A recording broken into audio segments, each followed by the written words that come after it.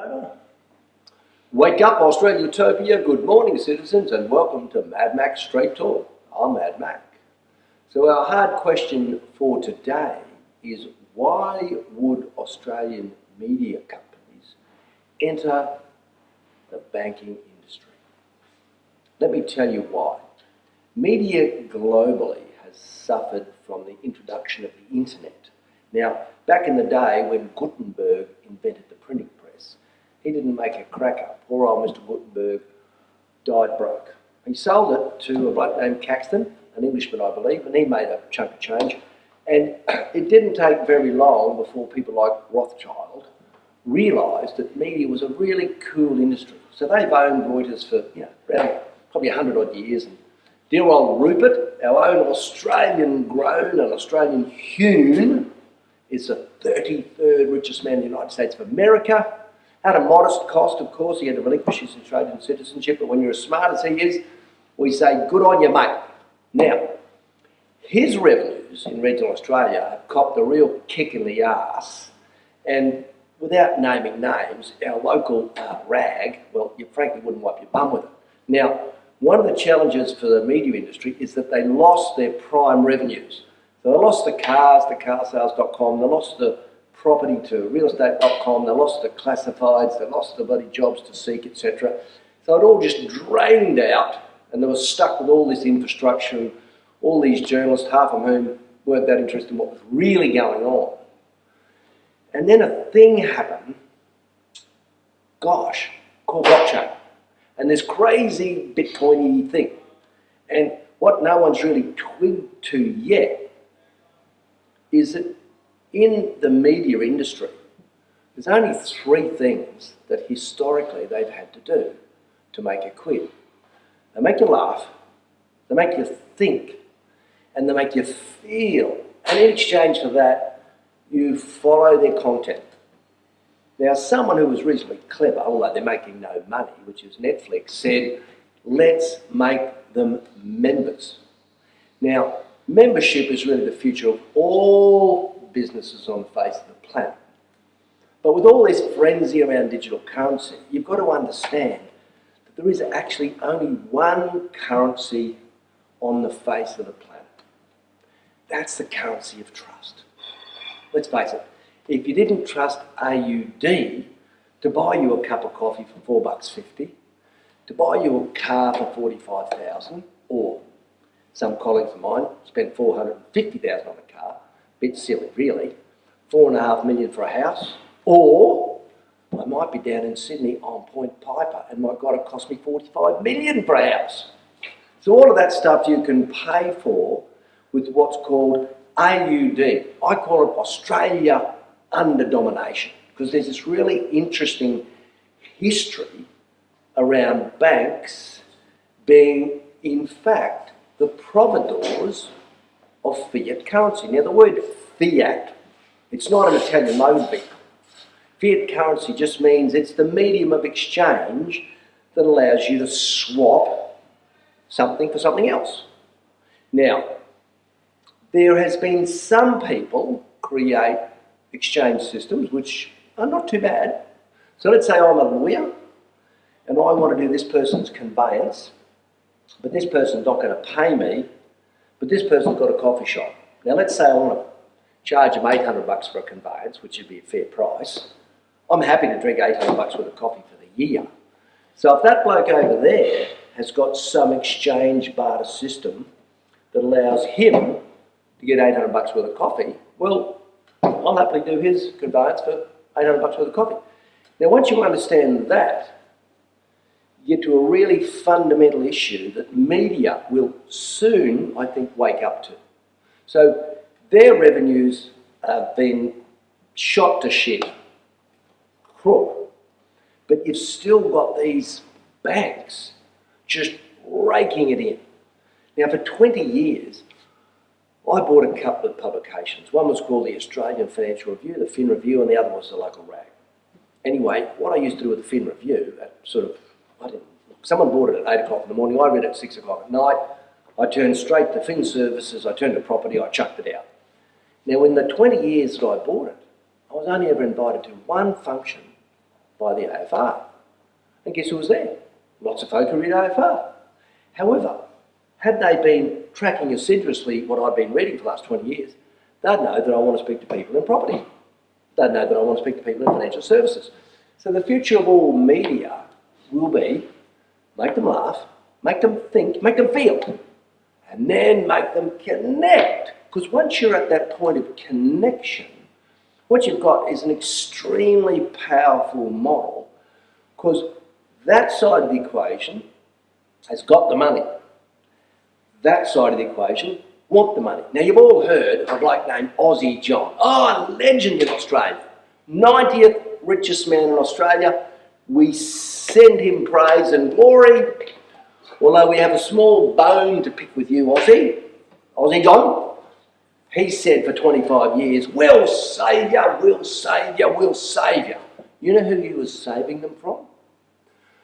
Tyrannosaurus bankers. Yes, the four major banks were Leviathan-like, standing over their community. And he just said, I'll find you an alternative. Now, he did sell out to Crime Bank Australia, which is why he's now living in that, he was always living in that big fat mansion, but you know, he's now resting on his laurels. So if media wanted to take up that space, and I do see that Channel 9 was giving Mark Burris a bit of a leg up with Yellow Brick Road, and we send you love, Mark, you're a smart fellow. And in fact, I reckon you're the man to step into the breach vacated by Aussie John. Because Australians will trust you, and there's 150 banks and building societies out there getting 2/5 of FA, which is about 7% of the rest of the market. So they've got roughly, say, $1 trillion, and the big guys have got about $3 trillion. But interestingly, in the middle, there's $2 trillion of your superannuation. Now, who knows where it is, because no one knows where our superannuation is. All you've really got to do is track its 40-year history to know that someone is asleep at the wheel. Or is it just a little bit more of a clandestine cover-up than that? I personally think it's a clandestine cover-up. I mean, when you've got a Prime Minister, I don't mean to be disrespectful, but as dopey as Kevin was, and Wayne, because when the GFC hit, what did they do? Exactly what JP Morgan knew they would do. They guaranteed the four major banks. That created a massive run on the entire mortgage fund industry, which decimated aged Australians, because ASIC helped the major banks just step on that industry. So what happened then is all that power in the banking centred in Sydney and Melbourne. And mate, spare a thought if you lived in Townsville. What about Darwin? Or, gosh, Davenport? You can't really get a lot of monetary support for that. But you do have local media. And they're running around looking for a story. So the problem with the current media is that it won't ever tell you the full story. And you know what it won't do? It won't tell you how to make your first $1 million. Now, I can tell you the first 100 million is by far and away the hardest to make. Because once you've cracked the code to making the first 10, you're on your way. Next thing you know, it's 15, it's 20, it's 25, it's 30, it's 35, it's 40, boom, boom, boom. Now, dear old Warren Buffett, that is, the sage, the Oracle of Omaha, he works on a principle, is he must get 15% compounding, and to do that, he invests wisely, and he doubles his money every 5 years. So imagine this, you make your first 1, 5 years later it's 2, 5 years later it's 4, 5 years later it's 8, 5 years later it's 16, 5 years later it's 32, 64, boom, boom. You can see the equation. Now, what if you jumped in and quickly made your first 10? Which is possible, but you usually got to come up with a clever idea. Usually you've got to come up with either an idea that no one has seen that is disruptive. Now, I'll tell you where the disrupt's going to come from. mark my words, the disrupt is going to come from re-engineering the existing supply chains. And blockchain is going to be amazing for that. Because what you can do, you can go up into the blockchain and you can store all your assets up there.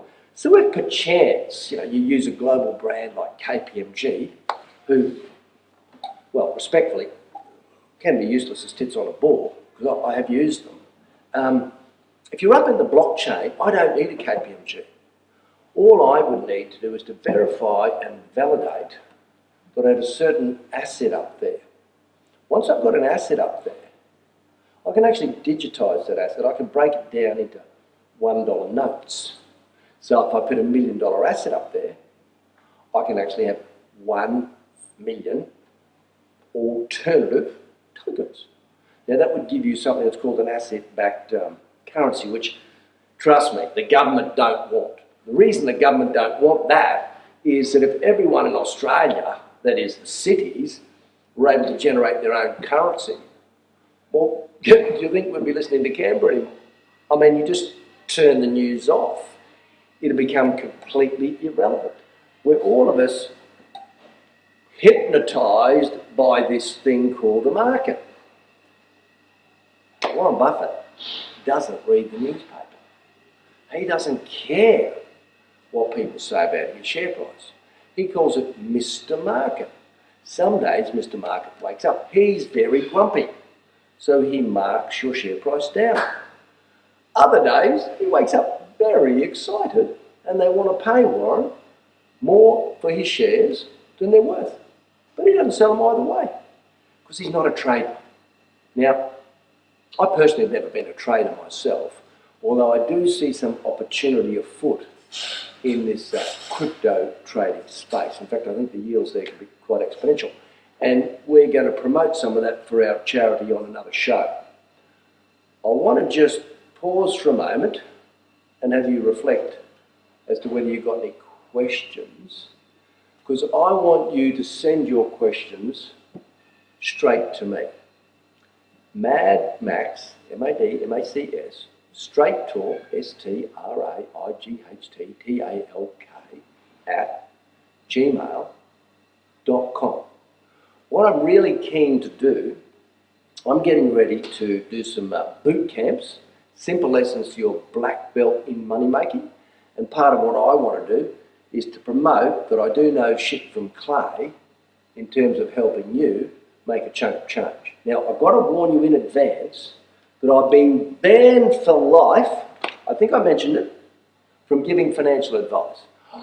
Trust me, I don't give advice. I've never given advice. I don't intend to start giving advice. I'm delighted to give you strategy. Soon enough, we're going to go off the set here. We're going to climb into the ring. We're going to do a bit of boxing, do a bit of poetry, do a bit of mucking about. We're going to start having our business breakfast here. People are going to show up. We're going to have we're going to have a live audience for you to see that we're, got some fair dinkum local business folk. If you've got any questions about that hard question, look forward to hearing from you. And thank you for joining us.